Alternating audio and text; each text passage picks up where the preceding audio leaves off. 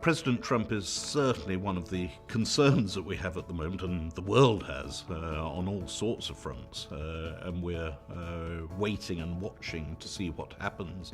He has been very vocal about China, in particular, China and Mexico. The talk of trade wars has been in the press worldwide as well, and is possible, of course. The president can do these things.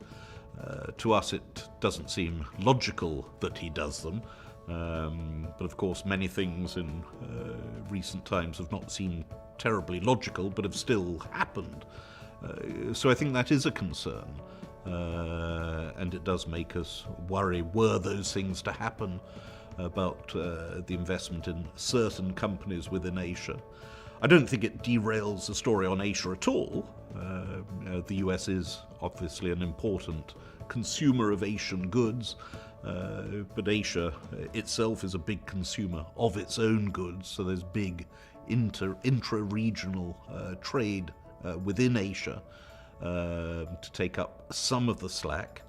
And of course, in reality, companies, world leaders such as Taiwan Semiconductor, that's the world leader in wafer fab, is not going to be rebuilt overnight in the US. It's going to take many, many years to replicate what Asia has in some of these companies.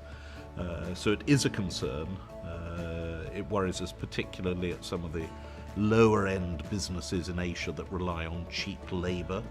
But then as far as we're concerned, we've always run shy of such businesses, because in our own experience, if you just rely on cheap labor, it doesn't make for a sustainable long-term business. I mean, that the labor cost goes up, and what was cheap one day in Thailand then moves to China, which we saw 20 years ago, and over the last 5 years we're seeing what's cheap in China now become expensive and moving to Vietnam and then on to Bangladesh.